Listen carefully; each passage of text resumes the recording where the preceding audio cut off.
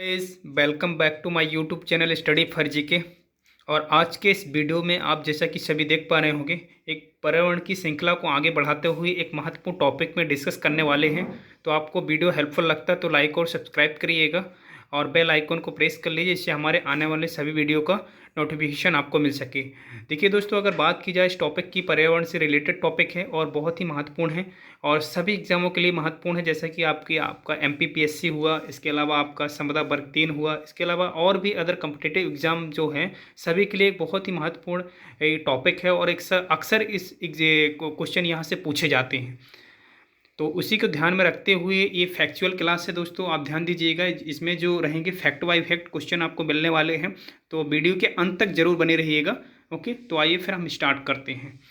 ये देखिएगा, जैसा कि आप देख पा रहे होंगे, एक सम्मेलन हुआ था। सबसे पहले पर्यावरण का जो पहला सम्मेलन हुआ था उसकी बात की जाए, ये हुआ था 1972 को। कब हुआ था? 1972 को हुआ था, 5 जून 1972।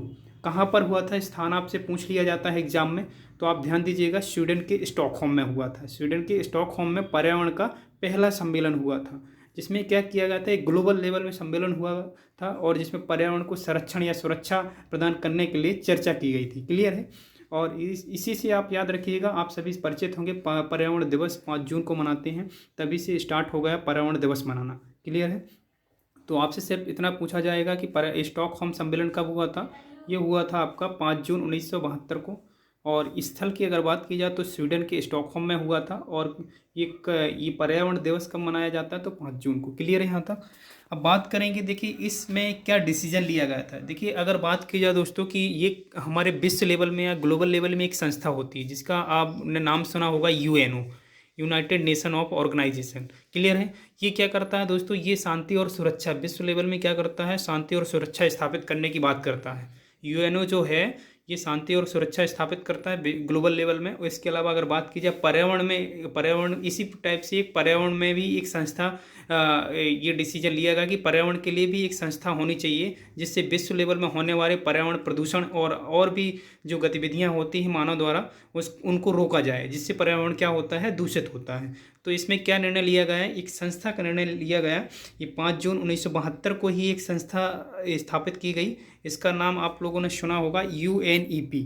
अभी उसके बारे में और चर्चा करेंगे आगे। तो इसमें डिसीजन आप क्या लिया गया है, सिर्फ आप इतना याद रखिएगा। क्या निर्णय लिया गया था कि एक संयुक्त राष्ट्र पर्यावरण कार्यक्रम यानी UNEP का गठन किया गया था। उस संस्था के बारे में डिटेल जानने के लिए आप वीडियो के अंत तक बने रहिएगा। क्लियर है? अब नेक्स्ट फैक्ट की बात करेंगे दोस्तों। पूछा जाता है अक्सर एग्जाम में, पृथ्वी सम्मेलन। पृथ्वी सम्मेलन काफ़ी इंपॉर्टेंट है और काफ़ी बार पूछा गया है एग्जाम में दोस्तों, तो आप ध्यान दीजिएगा इसका। पृथ्वी सम्मेलन की अगर बात की जाए तो ये कब हुआ था, तो ये बिल्कुल सिंपल क्वेश्चन पूछ लिया जाता है, तो आप याद रखिएगा 1992 में हुआ था। कब हुआ था? 1992 में पृथ्वी सम्मेलन हुआ था। और ये कहाँ पर हुआ था? स्थान बहुत इंपॉर्टेंट है, पूछा जाता है अक्सर एग्जाम में। रियो डी जेनेरो, ब्राज़ील में हुआ था। इसे रियो सम्मेलन भी कहते हैं। क्यों कहते हैं? कि आप देखिए, रियो ये क्या है? शॉर्ट नेम है, और ब्राज़ील में हुआ था, शहर का नाम है। क्लियर है? और इसमें क्या किया गया था दोस्तों? पृथ्वी सम्मेलन की अगर बात की जाए तो पृथ्वी सम्मेलन हुआ तो था, इसमें एक एजेंडा 21 नाम से क्या किया गया था, ये जारी किया गया था। और एजेंडा 21 का कुछ मतलब ऐसा कुछ नहीं है संकेत, वो 21वीं सेंचुरी से है, 21वीं सदी में हुआ था, इसलिए क्या है, 21वीं एजेंडा 21 बोलते हैं उसको। तो आप इतने क्लियर रखिएगा।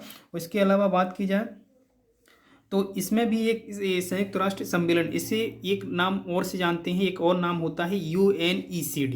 क्या होता है? UNECD। तो इसका नाम याद रखिएगा। पृथ्वी सम्मेलन को इस नाम से भी हम परिचित हैं, तो इसको हिंदी में बोलते हैं संयुक्त राष्ट्र सम्मेलन, क्योंकि ग्लोबल लेवल में हुआ था और पृथ्वी में होने वाले प्रदूषण या जो होने वाले क्या होते हैं, दुष्प्रभाव होते हैं, उसके लिए गठित किया गया था या सम्मेलन हुआ था। क्लियर है?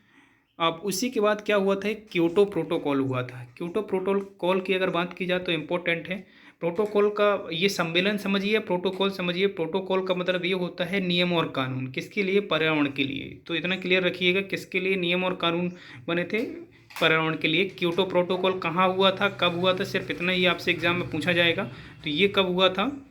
आपका 1997 में हुआ था। स्थान की अगर बात की जाए तो आप स्थान याद रखिएगा, इंपॉर्टेंट है। ये जापान के क्योटो नामक स्थान पर हुआ था। जापान में एक स्थान है जिसका नाम क्योटो है, इसीलिए इसका नाम क्या रख दिया गया है? क्योटो सम्मेलन। क्लियर है? इसके अलावा हम बात कर लेते हैं, एक और सम्मेलन हुआ था जो पर्यावरण के लिए बहुत महत्वपूर्ण सम्मेलन था, ये जोहान्सबर्ग शिखर सम्मेलन। पूछा जाता है अक्सर एग्जाम में, ये सभी क्वेश्चन पूछे गए हैं, फैक्ट बाई फैक्ट हैं, इसमें क्वेश्चन नहीं दिए गए हैं, तो फैक्ट आप याद रखिएगा। तो जोहान्सबर्ग की अगर बात की जाए तो जोहान्सबर्ग शिखर सम्मेलन कब हुआ था? ये 2002 में हुआ था। और ये स्थान कहाँ पर है? दक्षिण अफ्रीका। क्लियर है। और इसके अलावा हम बात कर लेते हैं, एक और सम्मेलन है आपका नुसा दुआ सम्मेलन। ये कब हुआ था? 2007 में हुआ था। ये डेट आप याद रखिएगा, इंपॉर्टेंट है एग्जाम की दृष्टि से। और स्थान की अगर बात की जाए तो स्थान कहाँ पर है? इंडोनेशिया, इंडोनेशिया के वाली द्वीप में। क्लियर है। नेक्स्ट बात करेंगे हम कोपेनहेगन शिखर सम्मेलन। ये भी पर्यावरण के लिए सम्मेलन हुआ था। ये जो भी ये सम्मेलन हो रहे हैं, ये पर्यावरण के सुधार के लिए सम्मेलन किए हो रहे हैं। क्लियर है। तो ये कोपेनहेगन शिखर सम्मेलन कब हुआ था? ये हुआ था 2009 में। और स्थान की अगर बात की जाए तो स्थान है आपका डेनमार्क की राजधानी कोपेनहेगन। डेनमार्क की राजधानी क्या है दोस्तों? कोपेनहेगन है। उसी स्थान पर हुआ था। पूछा जाएगा आपसे एग्जाम में, आप याद रखिएगा। नेक्स्ट बात करेंगे हम लीमा शिखर सम्मेलन। लीमा शिखर सम्मेलन की अगर बात की जाए तो 2014 में हुआ था। लीमा की अगर बात की जाए तो पेरू की राजधानी है लीमा, पेरू की राजधानी लीमा है। और ये जहाँ पर शिखर सम्मेलन हुआ था, तो आप डेट याद रखिएगा, 2014 में हुआ था। नेक्स्ट बात करेंगे हम हेलेंस्की सम्मेलन। हेलेंस्की सम्मेलन की अगर बात की जाए तो ये थोड़ा ओल्ड है, आप याद रखिएगा, 1974 में हुआ था। और इसका अगर स्थान की अगर बात की जाए तो फिनलैंड में हुआ था। कहाँ हुआ था? फिनलैंड में। क्यों हुआ था? तो आप कारण आप याद रखिएगा, सामुदायिक पर्यावरण के लिए हुआ था। क्लियर है। नेक्स्ट बात करेंगे, बहुत ही इंपॉर्टेंट है, ये भी पर्यावरण से रिलेटेड है। और अगर बात की जाए तो स्पेशली वेटलैंड के लिए हुआ था, आर्द्रभूमि क्षेत्र के लिए हुआ था। और आर्द्रभूमि जो होता है पर्यावरण का ही एक पार्ट होता है दोस्तों, आप सभी लोग जानते होंगे। तो ये अगर बात की जाए तो रामसर सम्मेलन जो हुआ था, पूछा जाता है अक्सर एग्जाम में, 1971 को हुआ था। ग्लोबल लेवल में हुआ था, वैश्विक स्तर पर बहुत ही बड़ा सम्मेलन था। तो आप याद रखिएगा, रामसर नामक एक स्थान है, ईरान के रामसर नामक स्थान पर हुआ था। इसलिए क्या कर दिया गया, इसका नाम रामसर सम्मेलन कर दिया गया। देखिए, हुआ तो 1971 में था, लेकिन ये पूर्ण रूप से लागू कब किया गया था? 1975 में। क्लियर है। और भारत इसका सदस्य कब बना था? तो आप ये भी याद रखिएगा, भारत सदस्य बना था 1982 को। 1982 को भारत इसका सदस्य बना था, किसका? रामसर सम्मेलन का। इसके अलावा हम बात कर लेते हैं रामसर स्थलों की संख्या। देखिए, वेटलैंड की अगर संख्या की अगर बात की जाए तो इंडिया में, ओवरऑल इंडिया में 40, अभी प्रेजेंट टाइम में अगर बात की जाए तो 46 वेटलैंड है। कितने आर्द्रभूमि क्षेत्र हैं? 46। कितने हैं? 46। और इसके अलावा हम मध्य प्रदेश की अगर बात करें तो मध्य प्रदेश में पहला वेटलैंड या प्रथम वेटलैंड, एक ही वेटलैंड है जो कि राजा भोज वेटलैंड के नाम से भी जाना जाता है। ये कहाँ पर है? मध्य प्रदेश की राजधानी भोपाल में स्थित है। देखिए, ये जो सम्मेलन हुआ था 1971 को हुआ था, लेकिन ये जो वेटलैंड दिवस है, आर्द्रभूमि दिवस जो होता है, 2 फरवरी से स्टार्ट हुआ था। काफ़ी इंपॉर्टेंट क्वेश्चन है, पूछा गया एग्जाम में। तो ये कब से स्टार्ट हुआ था, ये भी आप याद रखिएगा, 1977 से। 1977 से स्टार्ट हुआ था, लेकिन ये हुआ कब था? 1971। क्लियर है। नेक्स्ट बात करेंगे हम, इसी में अगर एक और पॉइंट है, आप याद रखिएगा, आर्द्रभूमि जो क्षेत्र होता है, आर्द्रभूमि क्षेत्र होता है, वो सबसे अधिक कहाँ, किस राज्य में है स्थित है? तो आप वो गुजरात में। भारत का एक राज्य गुजरात, जिसमें आर्द्रभूमि की संख्या भी बहुत अधिक है और क्षेत्र भी बहुत ज़्यादा है। क्लियर है। अब नेक्स्ट बात करेंगे हम मॉन्ट्रियल सम्मेलन। देखिए, मॉन्ट्रियल सम्मेलन है, मॉन्ट्रियल प्रोटोकॉल के नाम से भी आप लोग परिचित होंगे। इसकी अगर बात की जाए तो 1987 में हुआ था ये प्रोटोकॉल। और प्रोटोकॉल का मतलब समझ लीजिए, नियम और कानून किसके लिए? पर्यावरण के लिए। और इसके अगर स्थान की अगर बात की जाए तो ये कनाडा में हुआ था। कहाँ पर हुआ था? कनाडा। और इसके अलावा बात की जाए उद्देश्य, तो उद्देश्य की अगर बात करते हैं तो ये किसके लिए हुआ था? तो आप याद रखिए, ओजोन परत के संरक्षण के लिए। मॉन्ट्रियल जो प्रोटोकॉल है, ये ओजोन परत के संरक्षण के लिए स्पेशली आयोजित किया गया था। क्लियर है। और तो ओजोन परत दिवस कब मनाते हैं, इससे संबंधित क्वेश्चन बहुत इंपॉर्टेंट है। ओजोन परत दिवस या ओजोन दिवस जो होता है 16 सितंबर को मनाया जाता है। क्लियर है। नेक्स्ट बात करेंगे हम कानकुन सम्मेलन। देखिए, अगर कानकुन सम्मेलन की अगर बात की जाए तो ये कब हुआ था? सिंपल क्वेश्चन पूछा जाएगा। ये हुआ था आपका 2010 में। कब हुआ था? 2010 में। और स्थान की अगर बात की जाए तो ये आपका हुआ था, एक कंट्री है मैक्सिको। इसकी अगर राजधानी की बात की जाए तो मैक्सिको सिटी है। और इसका उद्देश्य क्या था? तो आप उद्देश्य आप लोग याद रखिएगा, हरित जलवायु कोष स्थापित करने के लिए हुआ था। क्लियर है। अब नेक्स्ट बात करेंगे पेरिस सम्मेलन। बहुत इंपॉर्टेंट है पेरिस सम्मेलन, क्योंकि नवीनतम है ये सब अभी। और इसके पेरिस सम्मेलन की अगर बात की जाए तो 2015 में आयोजित किया गया था। कब हुआ था? 2015 में। ये कहाँ पर हुआ था? फ्रांस की राजधानी पेरिस। क्लियर है।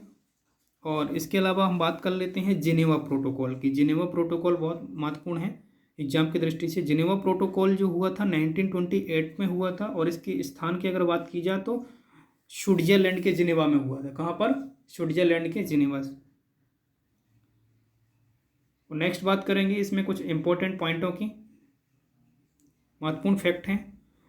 देखिए बात कर लेते हैं, यह एक अंतर्राष्ट्रीय संधि है। यह एक अंतर्राष्ट्रीय संधि जो रासायनिक और जैविक हथियारों के इस्तेमाल पर रोक लगाती है, जैसे कि परमाणु विस्फोटक हथियार होते हैं उस पर रोक लगाती है। और इसके अलावा बात कर लेते हैं, दूसरा ये फैक्ट है, इस संधि पर 17 जून 1925 को जिनेवा में हस्ताक्षर हुए थे, और 1928 में यह लागू की गई थी। कब हुई थी? 1928 में पूर्णतः लागू की गई थी। ये जैविक हथियार संधि कब हुई थी? 1972 में। और रासायनिक हथियार संधि हुई थी 1993 में। तो ये भी आप पॉइंट याद रखिएगा। अब एक और महत्वपूर्ण सम्मेलन है, इसकी बात कर लेते हैं हम, green peace organization. Green peace organization 1971 में। ये कहाँ पर स्थान पूछ लिया जाता है अक्सर एग्जाम में, तो स्थान का आप याद रखिएगा, एम्स्टर्डम नीदरलैंड में। कहाँ पर हुआ था? एम्स्टर्डम नीदरलैंड में। उद्देश्य इसका क्या था? तो उद्देश्य आप याद रखिएगा, उद्देश्य था इसका, यह संस्था पर्यावरण संरक्षण के लिए ओनली काम करती है। ये संस्था है, देखिए दोस्तों, ये जो सम्मेलन नहीं है, ये संस्था है। तो आप याद रखिएगा, ये संस्था है, और जो किसके लिए काम करती है? ओनली पर्यावरण के लिए काम करती है। नेक्स्ट बात कर लेते हैं। देखिए जिस प्रकार से हम ग्रीन पीस संस्था की बात की, उसी प्रकार से और भी संस्थाएं हैं जो कि महत्वपूर्ण हैं एग्जाम की दृष्टि से, और जो केवल किसके लिए काम करती हैं? पर्यावरण यानी इन्वायरमेंट के लिए काम करती हैं। उनके बारे में कुछ चर्चा कर लेते हैं। देखिए सबसे पहले अगर बात कर लेते हैं तो IUCN अगर देखा जाए पर्यावरण की दृष्टि से, तो पर्यावरण की दृष्टि से ये पहली संस्था है जिसने क्या किया था? एक पर्यावरण के लिए काम करना शुरू किया था। तो IUCN का सबसे पहले तो आपसे नाम पूछ लिया जाता है, तो IUCN का फुल नाम आप याद रखिएगा, international union for conservation of nature. Clear है। इसके अलावा अगर बात करें इसकी स्थापना वगैरह की, तो इसकी स्थापना की अगर बात की जाए तो यह पर्यावरण संरक्षण पर्यावरण संरक्षण के लिए दिशा पर काम करती है, आप याद रखिएगा। और इसकी स्थापना कब की गई थी? 5 अक्टूबर 1948 को। कहाँ पर? फ्रांस में बनाया गया था। ये IUCN कहाँ पर गठित किया गया था? फ्रांस में। यह पहला पर्यावरण अंतर्राष्ट्रीय संगठन है। संगठन जिसका मुख्यालय कहाँ पर है? इसका मुख्यालय आप याद रखिएगा, गठन तो आपका हो चुका था, कहाँ पर? फ्रांस में, लेकिन इसका जो मुख्यालय है ये स्विट्जरलैंड के ग्लांड में है। कहाँ पर है? स्विट्जरलैंड के ग्लांड में। और इसके अलावा बात कर लेते हैं दूसरे पॉइंट की। एक होता है इसी में 1964 से यह संस्था रेड बुक जारी करता है। देखिए रेड बुक अगर जारी करने के लिए यहाँ पे क्वेश्चन थोड़ा कंफ्यूज कर सकता है आपको। क्यों? क्योंकि एक और संस्था होती है जिसको हम नीचे अभी डिस्कस करेंगे, WWF। क्लियर है। जारी वो करता है, लेकिन उसी की एक सहायक संस्था, ये आपकी IUCN की एक सहायक संस्था है वो। तो आपसे अगर IUCN ऑप्शन में आता तो IUCN आपको लगाना है। इसके अलावा अगर WWF आता तो उसको लगाना है आपको। रेड बुक जारी कौन करता है? IUCN करता है। IUCN की एक संस्था होती है WWF, वो जारी करता है। क्लियर है। तो रेड बुक डेटा कौन जारी करता है? अब रेड बुक डेटा क्या कहलाता है, रेड बुक क्या कहलाती है? तो इसमें क्या होता है, प्रायः जो विलुप्त कैटेगरी में जीव और जंतु जो भी रखे जाते हैं उनको इस पर रखा जाता है, जिसमें ये पॉइंट आप देख पा रहे होंगे, जिसमें विश्व के जो हैं संकटापन्न जीव एवं पादप प्रजातियों की सूची जारी की जाती है रेड बुक। क्लियर है। इसमें एक और पॉइंट है, इसके अंतर्गत संकट में पड़ी प्रजातियों को पिंक पेज पर रखा जाता है। देखिए रेड बुक उसका जरूर नाम है, लेकिन उसके जो पेज होते हैं बुक के कैसे होते हैं? पिंक पेज होते हैं। ये भी आपसे पूछ लिया जाएगा एग्जाम में। क्लियर है। अब देखिए उसी की एक सहायक संस्था है WWF। उसी की एक सहायक संस्था है WWF, यही जारी करता है रेड बुक। क्लियर है। तो ये वर्ल्ड, इसका पूरा नाम, अगर फुल नाम की अगर बात की जाए तो इसका फुल नेम हो जाएगा world wild life. World wild life यह IUCN की एक सहायक संस्था है, जिसका गठन कब हुआ था? 29 अप्रैल 1961 में हुआ था। कब हुआ था? 29 अप्रैल 1961 में। और इसके अगर मुख्यालय की अगर बात की जाए WWF की, तो इसका मुख्यालय है आपका स्विट्जरलैंड के ग्लांड में। और प्रतीक चिन्ह आपसे पूछ लिया जाता है तो आप याद रखिएगा प्रतीक चिन्ह इसका क्या है, ये भीम का है। भीम का है पांडा इसका प्रतीक चिन्ह है, तो आप याद रखिएगा। और इसके अलावा बात कर लेते हैं हम, ये रेड पांडा हिमालय वाले क्षेत्र में पाया जाता है जो कि विलुप्ति की कगार में है। रेड पांडा जो है विलुप्ति की कगार में है। और पांडा भालू प्रजाति का होता है। कौन सी प्रजाति का होता है, भालू प्रजाति का जीव है। देखिए सबसे पहले हमने बात की थी ना सबसे पहला जो सम्मेलन हुआ था उसी के अंतर्गत एक संस्था बनी थी UNEP। अभी देखिए उसके बारे में हम डिटेल से समझते हैं। और UNEP करता क्या है अक्सर, देखिए ये इसका सबसे पहले तो इसका नाम पूछ लिया जाता है, फुल नेम आपको याद रखना होगा, united nation environment programme. Clear है। और इसके अलावा हम बात कर लेते हैं और भी फैक्टों की। ये 5 जून को पर्यावरण दिवस मनाया जाता है। स्टॉकहोम में जो सम्मेलन हुआ था उसी में एक डिसीजन लिया गया था UNEP के गठन के बारे में। तो सबसे पहले बात कर लेते हैं ये स्थापना कब हुई थी UNEP की, तो आप याद रखिए 5 जून 1972 यानी 1972 को। तो स्थान की अगर बात की जाए तो स्थान आप याद रखिएगा नैरोबी केन्या में है। कहाँ पर है, नैरोबी केन्या में। यह संयुक्त राष्ट्र की प्रमुख पर्यावरण संरक्षण एजेंसी है। और इसके अलावा हम बात कर लेते हैं और भी इसके और पॉइंट हैं। इसी के द्वारा पर्यावरण संरक्षण के क्षेत्र में ग्लोबल 500 पुरस्कार प्रदान किया जाता है। देखिए आपसे पूछ सकता है एग्जाम में कि ग्लोबल 500 पुरस्कार कौन प्रदान करता है, तो ये कौन करता है, UNEP। क्लियर है। नेक्स्ट बात करते हैं IPCC। इसका तो फुल नेम आपसे सबसे पहले पूछा जा सकता है, तो फुल नेम आप लोग याद रखेंगे, inter governmental panel on climate change. जो जलवायु परिवर्तन होता है दोस्तों, आप लोगों ने देखा होगा काफ़ी समय से, अभी इस साल भी जलवायु में परिवर्तन हुआ है। बारिश के समय बारिश नहीं होती, ठंड के समय में ठंड नहीं पड़ती है, गर्मी के समय में गर्मी नहीं होती। तो ये क्या होता है, जलवायु परिवर्तन होता है। इस लेवल में भी क्यों होता है, ये पर्यावरण प्रदूषण हो रहा है, इसकी वजह से क्या होता है, क्लाइमेट में चेंजेस होता जा रहा है। क्लियर है। तो उसी के तहत एक संस्था गठित की गई थी IPCC। क्लियर है। इसकी स्थापना पूछ ली जाएगी आपसे, तो आप याद रखिएगा 1988 में 1988 में संस्था गठित की गई थी। इसका मुख्यालय की अगर बात की जाए तो जिनेवा में, स्विट्जरलैंड के जिनेवा में। और इसका उद्देश्य समझ लेते हैं थोड़ा इस पॉइंट में। देखिए उद्देश्य की बात करते हैं हम, ये विश्व मौसम संगठन या फिर WMO तथा संयुक्त राष्ट्र पर्यावरण कार्यक्रम, यानी इसका हिंदी में नाम है UNEP का। और UNEP द्वारा मिलकर 1988 में इस संगठन का गठन किया गया था। और इसका उद्देश्य जलवायु परिवर्तन में धरती और इसके वासियों पर पड़ने वाले प्रभावों का अध्ययन करना है। देखिए पहले चर्चा की है, जलवायु परिवर्तन के लिए ओनली ये काम करती है। क्लियर है।